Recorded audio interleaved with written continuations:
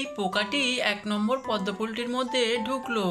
এবার পদ্মফুলগুলি স্থান পরিবর্তন করতে থাকবে। তুমি খুব ভালো করে খেয়াল রাখবে।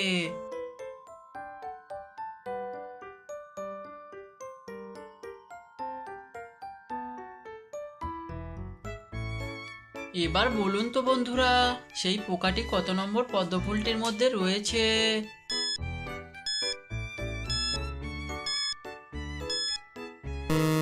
কি বন্ধুরা, তোমরা কি সঠিক উত্তরটি গেস করতে পারলে?